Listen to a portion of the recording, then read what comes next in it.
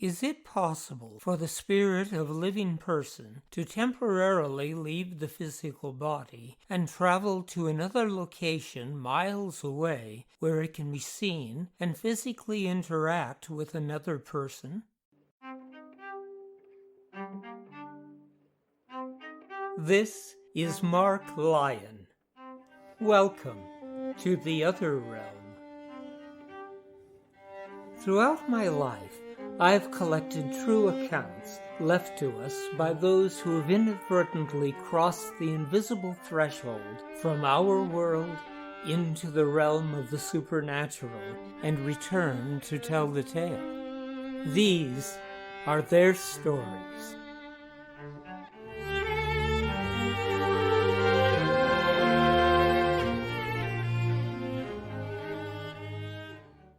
The Reverend P.H. Newnham described himself as an utter skeptic in the true sense of the word. Still, he felt compelled to record a strange experience which was reported in the groundbreaking volume Phantoms of the Living. In March 1854, Reverend Newnham wrote, "I was up at Oxford, keeping my last term in lodgings. I was subject to violent neuralgic headaches, which always culminated in sleep. One evening, about 8 p.m., I had an unusually violent one. When it became unendurable, about 9 p.m., I went into my bedroom and flung myself without dressing on the bed and soon fell asleep. I then had a singularly clear and vivid dream, all the incidents of which are still as clear to my memory as ever. I dreamed that I was stopping with the family of a lady who subsequently became my wife. All the younger ones had gone to bed, and I stopped chatting to the father and mother, standing up by the fireplace. Presently I bade them good night, took my candle, and went off to bed. On arriving in the hall, I perceived that my fiancée had been detained downstairs and was only then near the top of the staircase. I rushed upstairs, overtook her on the top step, and passed my 2 arms round her waist, under her arms from behind. Although I was carrying my candle in my left hand when I ran upstairs, this did not, in the dream, interfere with this gesture. On this I woke, and a clock in the house struck 10 almost immediately afterwards. So strong was the impression of the dream that I wrote a detailed account of it the next morning to my fiancée. Crossing my letter, not in answer to it, I received a letter from the lady in question. "Were you thinking about me?" his fiancée had written, "very specially last night, just about 10 o'clock. For as I was going upstairs to bed, I distinctly heard your footsteps on the stairs and felt you put your arms round my waist." Mrs. Newnham corroborated her husband's memory of the event, writing, "I remember distinctly the circumstance which my husband has described as corresponding with his dream. I was on my way to bed, as usual, about 10 o'clock. And on reaching the first landing, I heard distinctly the footsteps of the gentleman to whom I was engaged quickly mounting the stairs after me, and then I as plainly felt him put his arms round my waist. So strong an impression did this make upon me that I wrote the very next morning to the gentleman, asking if he had been particularly thinking of me at 10 o'clock the night before, and to my astonishment I received, at the time my letter would reach him, a letter from him describing his dream, in almost the same words that I had used in describing my impression of his presence."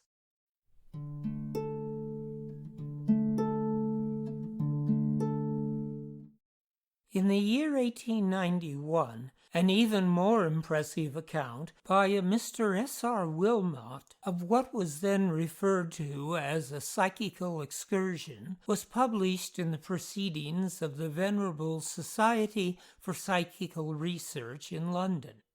On October 3, 1863, Mr. Wilmot wrote, I sailed from Liverpool for New York on the steamer City of Limerick of the Inman Line, Captain Jones commanding. On the evening of the second day out, soon after leaving Kinsale Head, a severe storm began, which lasted for 9 days. During this time we saw neither sun nor stars nor any vessel. The bulwarks on the weather bow were carried away. One of the anchors broke loose from its lashings and did considerable damage before it could be secured, and several stout storm sails, though closely reefed, were carried away and the booms broken. Upon the night following the 8th day of the storm, the tempest moderated a little, and for the first time since leaving port, I enjoyed refreshing sleep.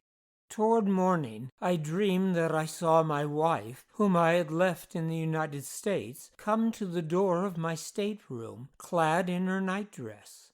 At the door, she seemed to discover that I was not the only occupant of the room, hesitated a little, then advanced to my side, stooped down and kissed me, and after gently caressing me for a few moments, quietly withdrew.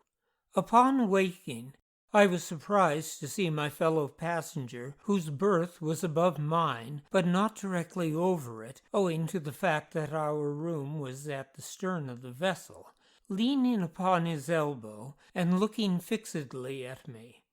"You're a pretty fellow," he said at length, "to have a lady come and visit you in this way." I pressed him for an explanation, which he at first declined to give, but at length related what he had seen while wide awake, lying in his berth. It exactly corresponded with my dream. This gentleman's name was William J. Tate, and he had been my roommate in the passage out in the preceding July on the Cunard steamer Olympus, a native of England and the son of a clergyman of the established church. He had for a number of years lived in Cleveland in the state of Ohio, where he held the position of librarian of the Associated Library. He was at the time perhaps 50 years of age, by no means in the habit of practical joking, but a sedate and very religious man whose testimony upon any subject could be taken unhesitatingly. The incident seemed so strange to me that I questioned him about it, and upon 3 separate occasions, the last one shortly before reaching port, Mr. Tate repeated to me the same account of what he had witnessed. The day after the landing, I went by rail to Watertown, Connecticut, where my children and wife had been for some time visiting her parents. Almost her first question when we were alone together was, "Did you receive a visit from me a week ago Tuesday?" "A visit from you?" said I. "We were more than 1,000 miles at sea." "I know it," she replied, "but it seemed to me that I visited you." "It would be impossible," said I. "Tell me what makes you think so." My wife then told me that on account of the severity of the weather and the reported loss of the Africa, which sailed for Boston on the same day that we left Liverpool for New York and had gone ashore at Cape Race, she had been extremely anxious about me. On the night previous, the same night when the storm had just begun to abate, she had lain awake for a long time thinking of me. And about 4 o'clock in the morning, it seemed to her that she went out to seek me. Crossing the wide and stormy sea, she came at length to a low black steamship, whose side she went up, and then descending into the cabin, passed through it to the stem until she came to my stateroom. "Tell me," said she, "do they ever have staterooms like the one I saw, where the upper berth extends further back than the under one?" A man was in the upper berth, looking right at me, and for a moment I was afraid to go in.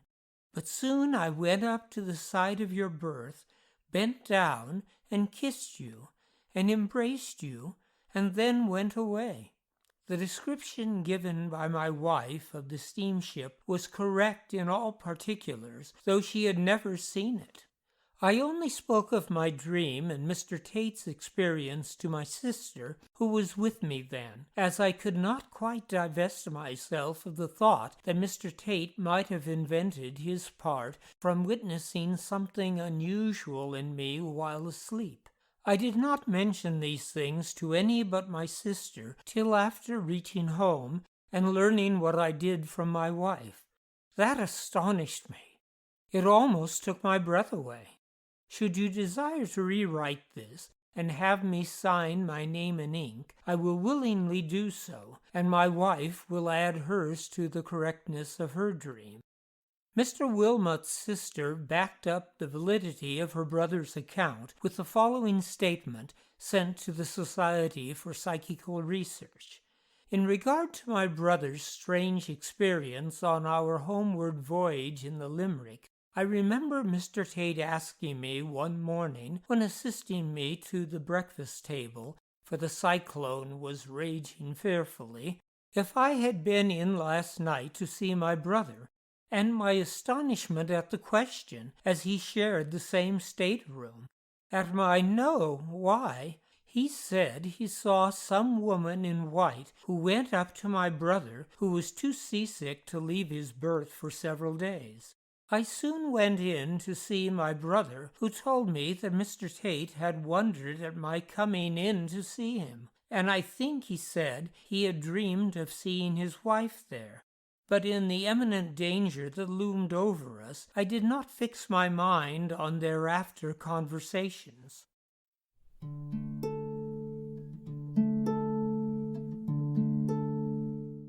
A frighteningly successful experiment in psychical excursion was carried out in 1855 by an amateur hypnotist named John Mowell, who wished to see if he could project his spirit to one of his most sensitive hypnotic subjects. "I chose for this purpose," he wrote, "a young lady, a Miss Drazy, and stated that some day I intended to visit her wherever she might be, although the place might be unknown to me, and told her, if anything particular should occur, to note the time, and when she called at my house again, to state if anything had occurred. One day, about 2 months after, I had not seen her in the interval, I was by myself in my chemical factory, Redmond's Row, Mile End, London, all alone, and I determined to try the experiment, the lady being in Dalston, about 3 miles off. I stood up, raised my hands, and willed to act upon the lady. I soon felt that I had expended energy. I immediately sat down in a chair and went to sleep. I then saw in a dream my friend coming down the kitchen stairs where I dreamt I was. She saw me and suddenly exclaimed, 'Oh, Mr. Mowell,' and fainted dead away. This I dreamt, and then awoke.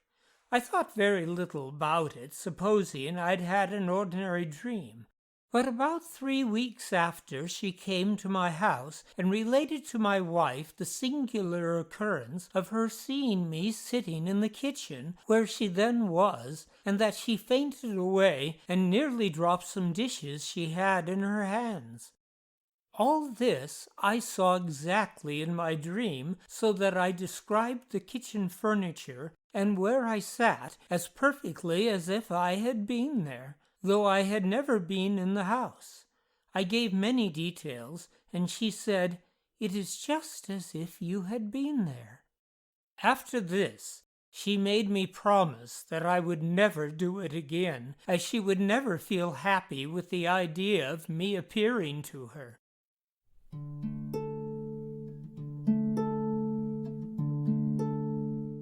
The foregoing accounts pale, however, in comparison to that account published by Jessie Adelaide Middleton in her White Ghost book.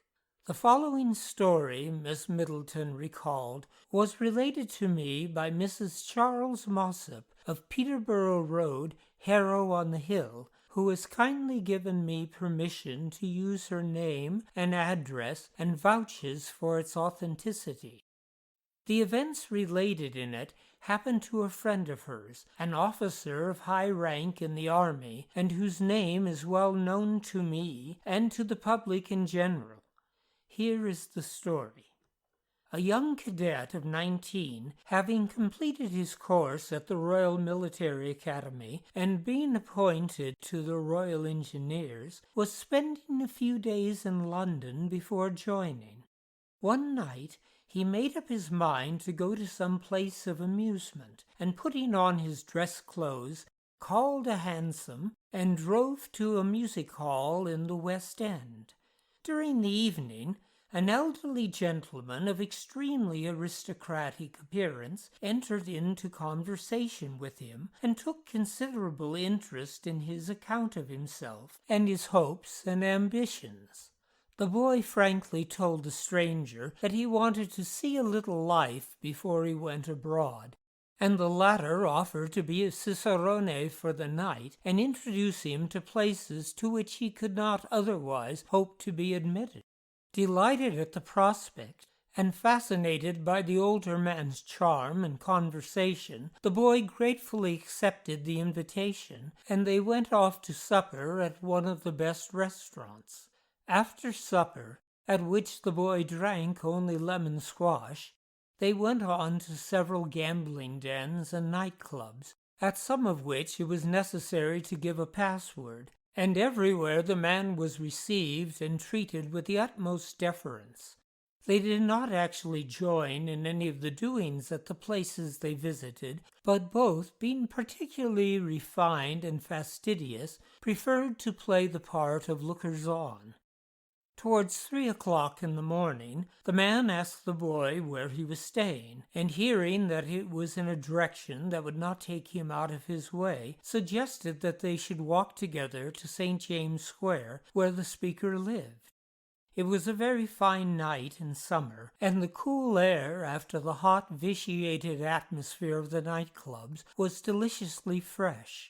The two walked together in the direction of St. James Square, and as they passed St. James Church, Piccadilly, the clock struck 12, and the elder man stopped to wind his watch.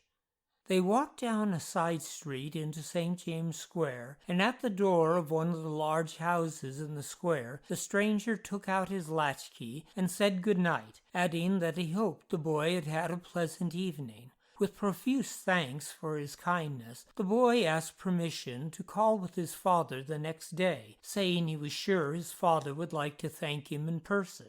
Permission was given, and cards exchanged. The man then entered the house, and the boy went home.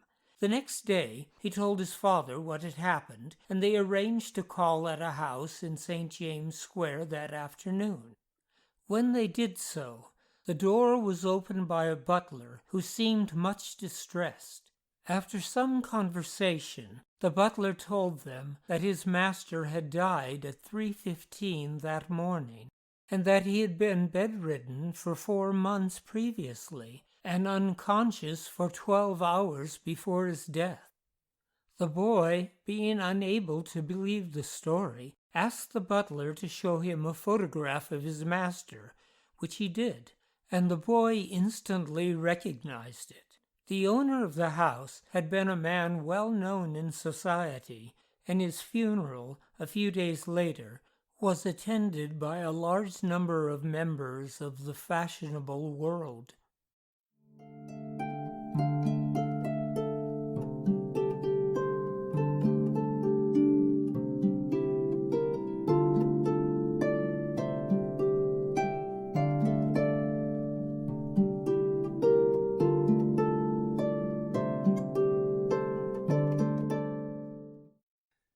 This is Mark Lyon, inviting you to join me on the first day of every month as we explore more true tales from the other realm.